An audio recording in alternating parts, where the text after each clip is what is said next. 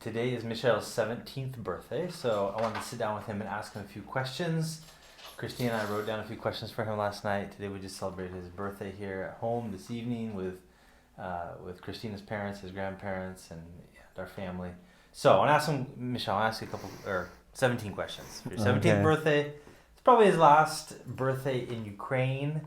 And so let's see, how old were you when you moved to Ukraine? This is, by the way, not the first question. I was 5 years old. You're 5 years old. So, been living in Ukraine for 12 years. And what would you say is your favorite part about living in Ukraine? What do you most enjoy about living in Ukraine? I think one of the things that I most enjoy is that I get to live a unique life. I get to be exposed to a different culture, and I get to know, a different language, and just something that a lot of people don't get, really. Sure, that's true. So what, maybe you could be more specific though. Okay, I understand it's like different and everything, and that's interesting, but like, is there any like particular aspect about life in Ukraine that you think, oh, that's really cool, I like that? Well, I mean, for instance, I guess, that I can go out, across the street and buy something, whereas in America, I'd have to, get in a car and go somewhere. Or, I mean, I guess if you lived in a city, you could do the same thing, but I just find it, like everything is so much closer here, and I guess... More convenient? Yeah, just more convenient. Okay. All right, what was your favorite subject in school last year? Last year, I think my favorite subject in school, I mean, it was probably either Russian or physics. It's kind of hard to say. Wow. because on one hand, I was always trying to impress my Russian teacher. I was always trying to get the highest, not get any mistakes. And on the physics, I was really, trying to do my best. So I think it is a little bit hard to say exactly which one. Well, that was your first year of actually taking Russian, because you were in a new school last year. And yes. Well, no, you did have a little bit of Russian before that when you were like in, what grade was that? Maybe I was in around third grade. I can't remember exactly, but that was your first official year really to take Russian. So that's nice that you like that. I'm glad. All right, what part of Odessa do you like the most? I think the area we live around is not really that interesting, but if you go downtown, there are a lot of cool places you can go to, and maybe I just say, off the top of my head, I can think of, we have this, it's called Trasa Zdоровья in Russian, and in English it's Road of Health, basically. Health Highway. Or yeah, Health Highway, I guess.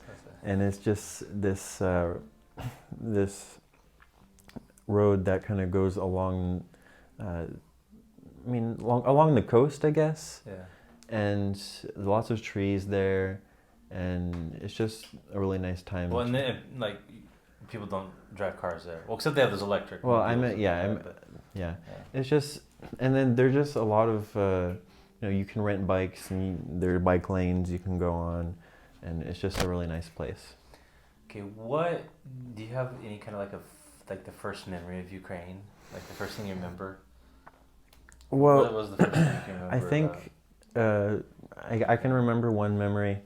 I can remember practicing the unicycle when I was, probably the first years we were here.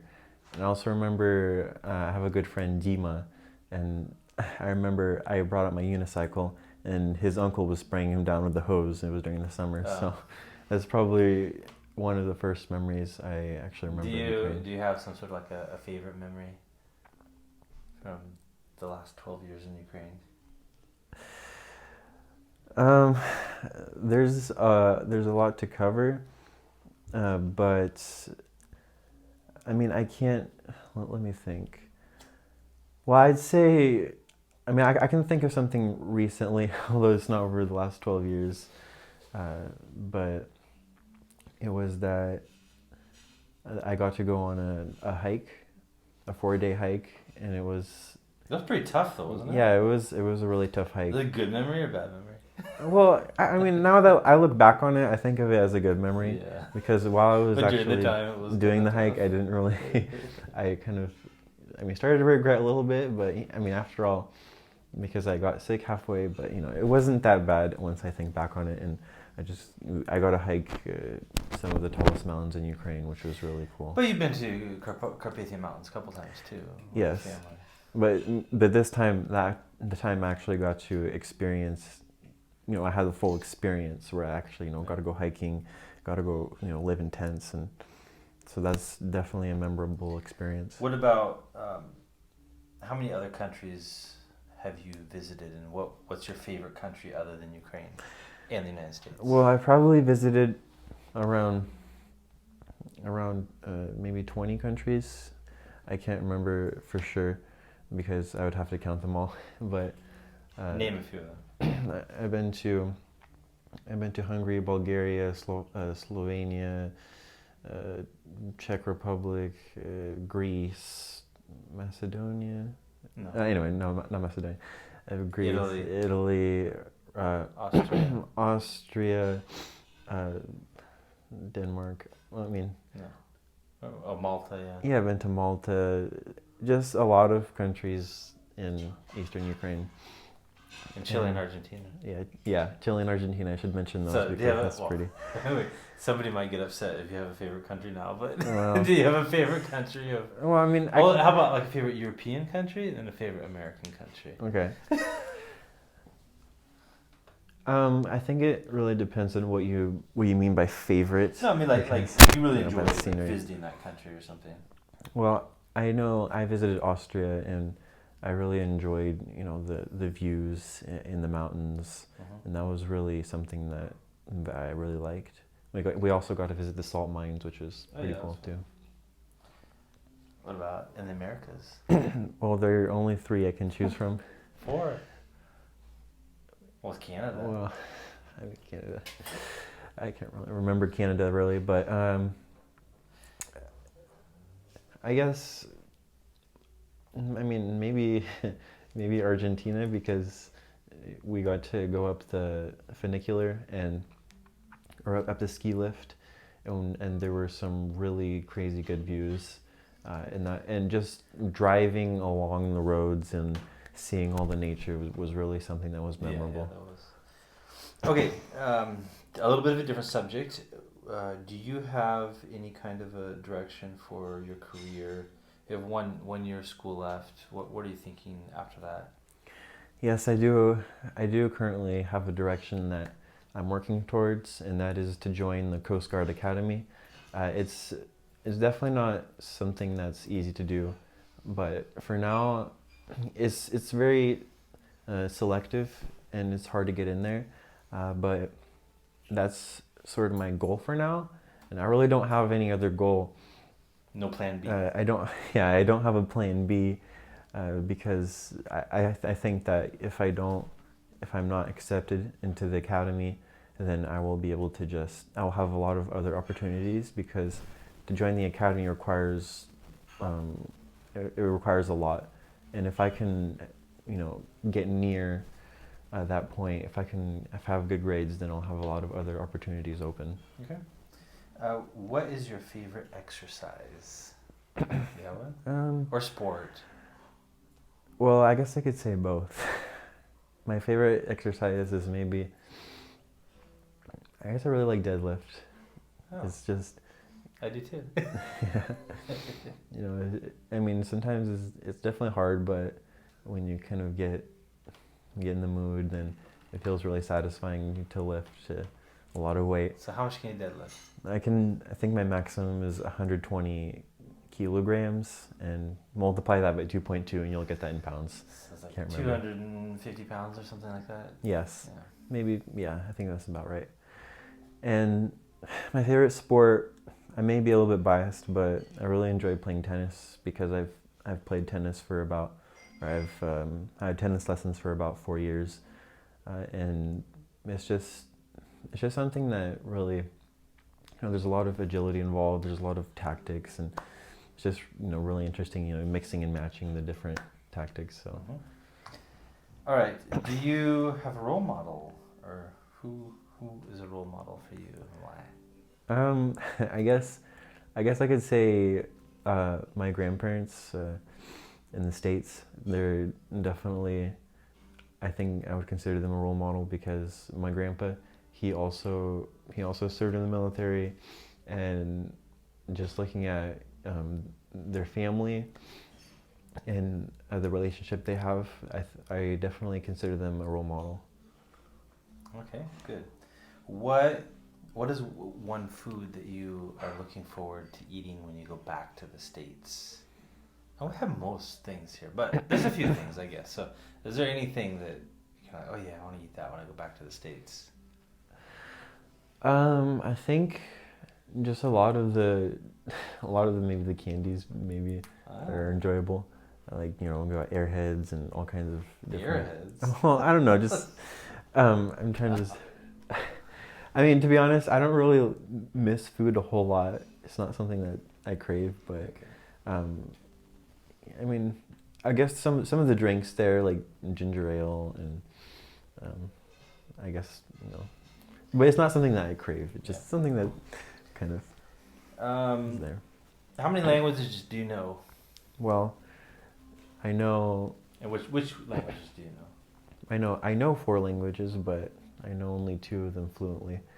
The languages I know is English, or English, Russian, Spanish, and Ukrainian. Okay, so how do you say, hello, my name is Mishael in Russian? Привет, меня зовут Мишаэль. Okay, now say it in Ukrainian. Привіт, мене звати Мішель. Okay, now say it in Spanish. Hola, me llamo Mishael. Oh, that's pretty good. I didn't even, you didn't even have time to prepare for that. Okay, pretty good. All right, what do you like doing in your free time? I enjoy play on my computer during my free time. I'm a little bit of a gamer, I guess you could say. I mean, I used to play more, but now that I have a lot of school and different things, I don't play as much. But also I enjoy hanging out with my friends.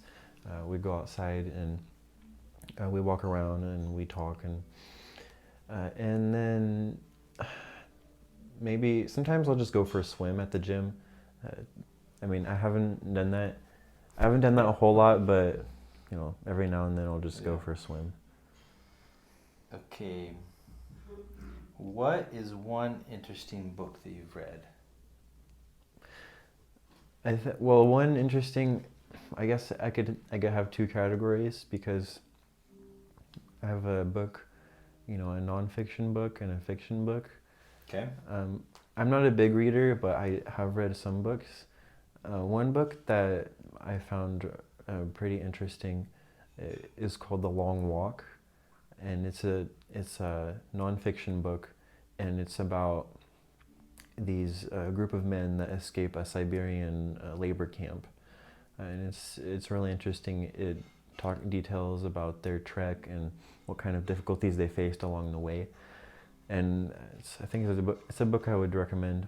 Also, for nonfiction, my most recent book that I've read is from the Maze Runner series, and it's the first book in that series, and I think that was definitely an interesting and intriguing book. It's about people in a maze and they try to escape. Trying to get out? Okay.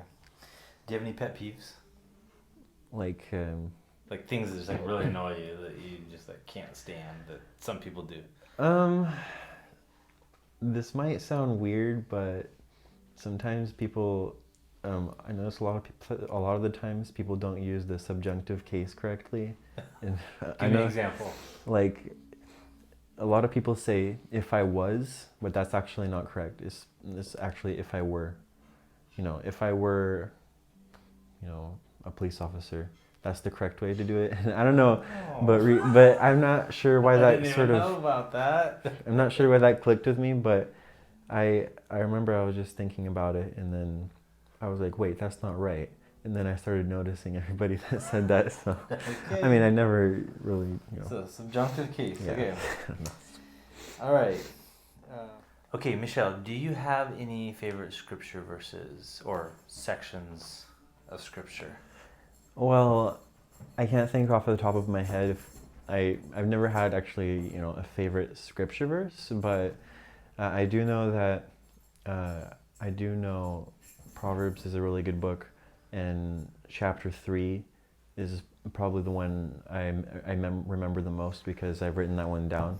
So That's the chapter that has trust in the Lord with all your heart and lean not on your own understanding, right? I remember it says, talks about putting like wisdom put it around like a garland over your head, Oh, yeah. or it talks about those kind of things. So Okay. Good. What is one thing that very few people might know about you? well, one thing that I can actually think of two things, and I'll probably mention. I'll give you a freebie, but the first thing is that when I was little, I had cancer.